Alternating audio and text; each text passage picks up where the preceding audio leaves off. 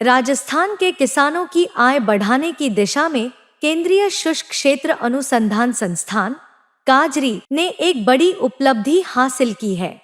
केंद्र और राज्य सरकारें जहां किसानों की आर्थिक स्थिति मजबूत करने को लेकर लगातार प्रयासरत हैं, वहीं काजरी ने अनार की भगवा और सुपर भगवा जैसी उच्च गुणवत्ता वाली वैरायटी विकसित कर शुष्क क्षेत्रों के किसानों के लिए नई उम्मीदें जगा दी हैं। इन विशेष किस्मों की सबसे बड़ी विशेषता यह है कि ये कम पानी और कठिन जलवायु में भी शानदार उत्पादन देती हैं। यही कारण है कि इन अनार की वैरायटीज को अपनाने वाले किसानों की आमदनी में उल्लेखनीय बढ़ोतरी देखी जा रही है। काजरी के वरिष्ठ वैज्ञानिक डॉक्टर ओम प्रकाश ने बताया कि संस्थान का मूल उद्देश्य किसानों को ऐसी तकनीक और फसल वैरायटी उपलब्ध करवाना है जिसमें इनपुट लागत न्यूनतम लगे और उत्पादन की क्वालिटी अधिकतम प्राप्त हो। उन्होंने कहा कि किसान यहां आकर खुद देखते हैं कि अनार की उन्नत खेती कैसे की जाती है और कैसे बेहतर और मुनाफेदार उत्पादन हासिल किया जा सकता है।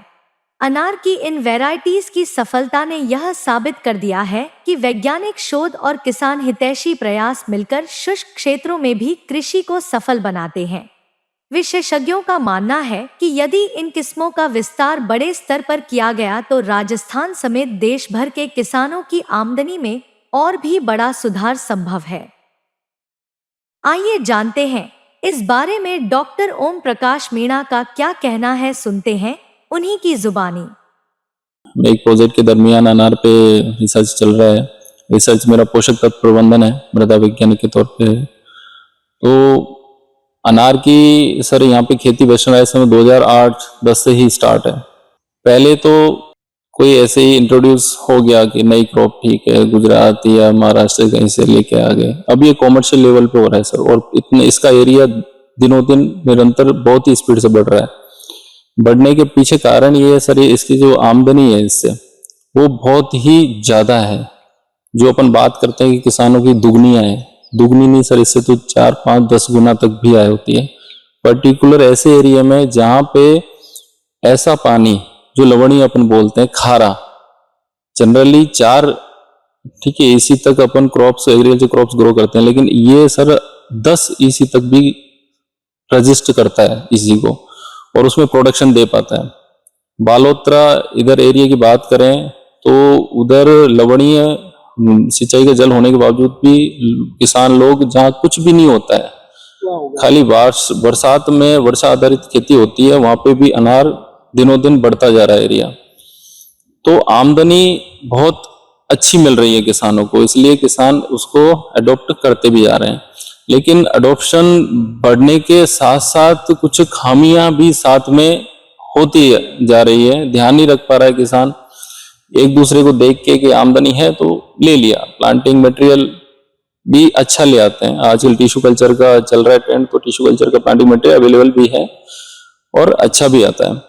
लेकिन उसके बाद जो कल्चरल प्रैक्टिसेस के नाम पे जो कमियां वो कर देता है, भूलवश या अनजानवश, उसको ट्रेंड नहीं है इतना, हर कोई किसान दूसरे किसानों को देख के कर दिया है। लेकिन कितनी स्पेसिंग रख रही है प्लांटेशन के टाइम, भीड़ कर देते हैं और चार्ट में प्लांट्स की 5 पे 5, 5 पे 5 पे ग्रो कर दिया, 5 पे 6 पे, तो 6 बाई 6 मीटर जो भी स्टैंडर्ड है वैज्ञानिकों ने रिसर्च करके जो बताई है, तो अगर उस पे ही करें तो उससे क्या होता है सर कि सनलाइट और एरेशन प्रॉपर रह गए अगर और चार्ट में, तो बीमारियां से बचा जा सकता है शुरुआत से।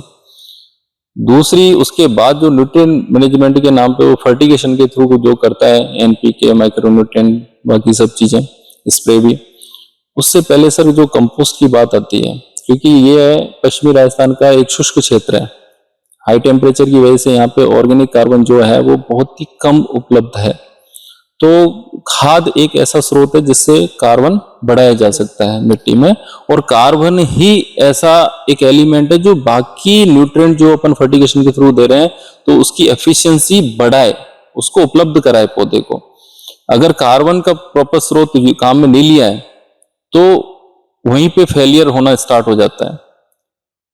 कार्बन तो ऐड नहीं कर पाएंगे उस लेवल तक, साथ के साथ जो वेल डिकम्पोस्ट अगर कंपोस्ट नहीं हुआ तो उसमें बीमारियों का घर, खरपतवार का घर, वीड का भी इन्फेक्शन होगा, तो इन सब चीजों का सर किसान को अब ध्यान रखना पड़ेगा। साथ के साथ जो क्लाइमेटिक कंडीशन है बदलती जा रही है पश्चिमी राजस्थान में, तो वेदर फोरकास्टिंग जिसकी हम बात करते हैं कि पूर्व अनुमान मौसम का, तो उसका ज्ञान रखकर और जो स्प्रे अपन करते हैं और चार्ट में, तो उसका शेड्यूलिंग उस पे भी किसान को ट्रेंड होना जरूरी है।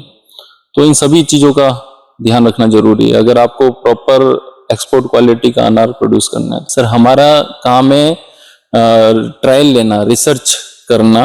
अब जैसे मैं मेरे विषय की बात करूं तो मेरा विषय मृदा विज्ञान, तो मैं न्यूट्रिएंट का इफेक्ट दे सकता हूं कि भाई ये न्यूट्रिएंट ये इफेक्ट कर रहा है फ्लावरिंग पे या इतना यील्ड आ रहा है, ये सब। काजरी यहाँ पे एक सीमित लिमिटेड है सर, नर्सरी है, एक ट्रायल बेस पे कि एक प्लांटिंग मटेरियल हमारा ले जाके देखिए आप। और सर बम्पर जितना है हमारी कैपेसिटी उतना सीडलिंग बेचते हैं सर हम, भगवा वैरायटी बेचते हैं। ये जनरली भगवा ही है सर, इसमें बीच में कुछ ऑफ टाइप प्लांट है दूसरी वैरायटी के।